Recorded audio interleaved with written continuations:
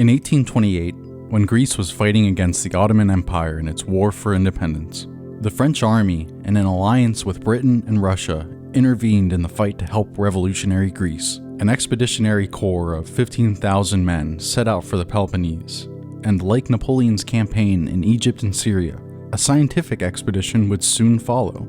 19 scientists, individually specialized in the fields of natural history, archaeology, sculpture, and architecture, would spend 9 months precisely mapping the Peloponnese, studying the plants and wildlife, and excavating ancient archaeological sites. Just like the scientific expedition in Egypt, the work done by these scientists would come to mark a major milestone for modern archaeology. And most importantly for us, it would mark the beginning of the excavation of Olympia, home of the ancient Olympics. Hey, I'm Matt, you're watching Nothing New, and today we're exploring one of the most central rituals of ancient Greek cultural and religious life, the Olympics. A love for sport and competition spans every continent. Yes, even the Antarctic has an ice marathon, but for the Greeks, the love of sport reached a religious and mythological level. The gods themselves were said to engage in wrestling, jumping, and running contests, and it was the only event in ancient Greek life that was so important that a truce would be declared in times of war so that athletes and visitors could travel safely. What made the ancient Olympics so important? Well, that's what you're going to learn in today's video. But first, if you're interested in more content on ancient life and culture, consider subscribing and hitting the bell. We got new content coming out every week. Anyways, let's get into it. The Greeks were the first people in the world to play, and they played on a great scale. All over Greece, there were games, all sorts of games. Athletic contests of every description, races, horse, boat, foot, torch races, contests in music where one side outsung the other, in dancing, on greased skins sometimes to display a nice skill of foot and balance of body, games where men leaped in and out of flying chariots, games so many one grows weary with the list of them. They are embodied in the statues familiar to all: the disc thrower, the charioteer, the wrestling boys, the dancing flute players. The great games, there were 4 that came at stated seasons, were so important. When one was held, a truce of God was proclaimed so that all Greece might come in safety without fear. There, glorious-limbed youth, the phrases Pindars, the athlete's poet, strove for an honor so coveted as hardly anything else in Greece. An Olympic victor, triumphing generals would give place to him. His crown of wild olives was set beside the prize of the tragedian. Splendor attended him, processions, sacrifices, banquets, songs the greatest poets were glad to write. Thucydides, the brief, the severe, the historian of that bitter time, the fall of Athens, pauses when one of his personages has conquered in the games, to give the fact full place of honor. If we had no other knowledge of what the Greeks were like, if nothing were left of Greek art and literature, the fact that they were in love with play and played magnificently would be proof enough of how they lived and how they looked at life. Wretched people, toiling people, do not play. Nothing like the Greek games is conceivable in Egypt or Mesopotamia. The life of the Egyptian lies spread out in the mural paintings down to the minutest detail. If fun and sport had played any real part, they would be there in some form for us to see, but the Egyptian did not play. Solon, Solon, you Greeks are all children, said the Egyptian priest to the great Athenian. While it's not entirely true that the Egyptians or Mesopotamians didn't play sports, the inclusive nature of the ancient Olympics was something new. As long as they met the entrance criteria, any male citizen of the Greek world could participate in the Olympic Games, and athletes from as far as Spain in the west and the Black Sea in the east would come to compete.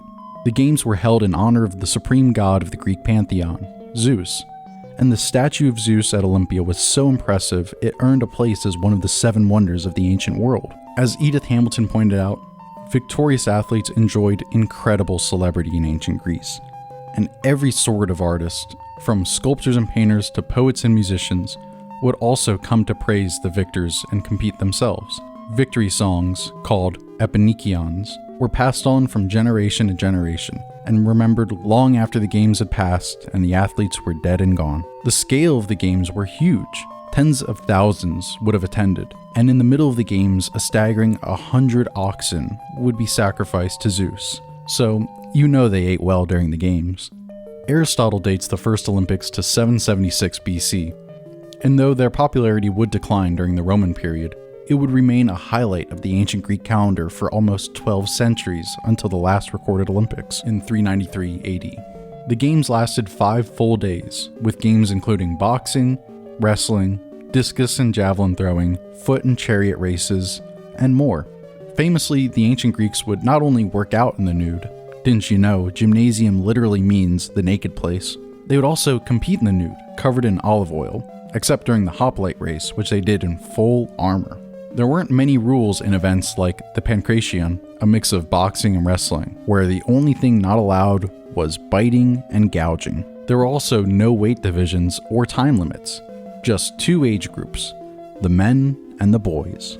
To the Greeks, a display of skill and strength such as these were important for not just identifying winners and losers, but also in showing the difference between Greeks and barbarians, boys and men, male and female. Though women could not participate, in the chariot races, it was not the driver of the chariot who would win the glory of an Olympic victory, but the owner of the chariot and horses. And therefore, several women appear in the official lists of Olympic victors as the owners of victorious horses. In the 2nd century AD, a Greek geographer living under Roman rule named Pausanias spent around 3 decades traveling mainland Greece with the goal of recording a lasting account of all things Greek. Even though it was largely neglected throughout history, his work, The Description of Greece, turned out to be a reliable and indispensable guide for 20th century archaeologists and the sites which they were excavating. But his work covered more than just the physical geography of Greece. He also recorded its architecture, art, and the history and mythology which inspired it. He even talks about the wildlife, mentioning the deer and wild boars in the woods of Phelo, the wild strawberries of Helicon, the date palms of Aulis, and the tortoises of Arcadia. Pausanias has many great stories to tell, and he'll surely be showing up more in later videos. But for now, he's only important for this video because he tells us many of the famous stories of great Olympic champions. For instance, Theagenes of Thasos, who, when he was 9 years old, was said to have been so enamored by a bronze statue of some god that he somehow picked the thing up and carried it home on his shoulders. The citizens were enraged at what he had done, but one of them, a respected man of advanced years, bade them not to kill the lad and ordered him to carry the image from his home back again to the marketplace. This he did, and at once became famous for his strength, his feat being noised abroad throughout Greece. Pausanias tells us that he won an incredible 1,400 times. He won so much that he seemed to win even in death. For, when he departed this life, one of those who were his enemies while he lived came every night to the statue of Theagenes and flogged the bronze as though he were ill-treating Theagenes himself. The statue put an end to the outrage by falling on him. But the sons of the dead man prosecuted the statue for murder, so the Thasians dropped the statue to the bottom of the sea, adopting the principle of Draco, who, when he framed for the Athenians laws to deal with homicide, inflicted banishment even on lifeless things should one of them fall and kill a man. Yes, you heard that right. The Greeks prosecuted a statue for murder. But it's not as dumb as it sounds. The Greeks believed in universal law and justice so much that they felt all murders should be punished, no matter whether the murderer was a person, animal, or, as we can see, even an object. Another Olympic champion was so ambitious he tried to imitate the labors of Heracles. He not only killed a lion unarmed, but also he went among a herd of cattle and seized the biggest and fiercest bull by one of its hind feet, holding fast the hoof in spite of the bull's leaps and struggles, until at last it put forth all its strength and escaped, leaving the hoof in the grasp of Polydamas.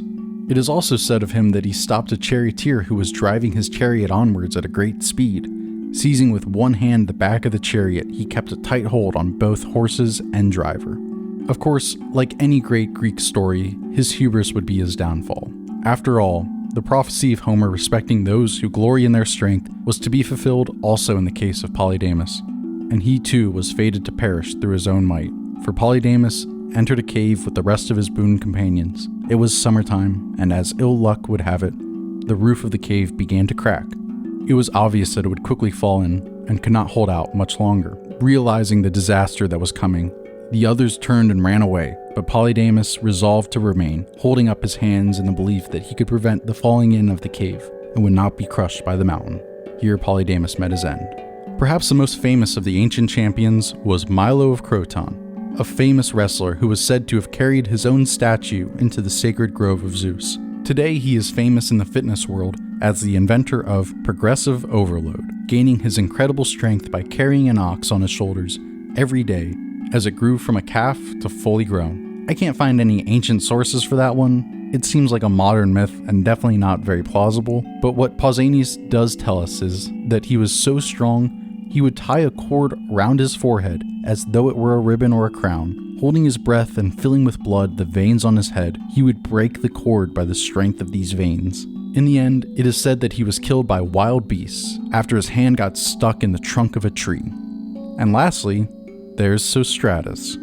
He was known for breaking his opponent's fingers first thing in the wrestling match. Indeed, it seems ancient life was a pleasant and joyful experience for all, unless you lost. In combat sports, the signal to indicate surrender was to raise your index finger, and sometimes the loser would actually die before they could even do this. Anyways, I think that's enough for today, but what about the excavation of Olympus I talked about in the very beginning? Well, as the French and eventually Germans excavated Olympia in the 19th century, European interest in reviving the games began to grow, and so by the end of the century, the first modern Olympics would be held in Athens in 1896. While the torch relay and changing location is different from how the ancient Greeks did it, Olympic victors still enjoy almost universal fame, and the underlying spirit of sport and competition has never and probably will never change as long as humans live. Anyways, that's all for today. Next time, we'll be revisiting the famous orator Demosthenes and covering his dramatic life in full depth. That's coming up next week.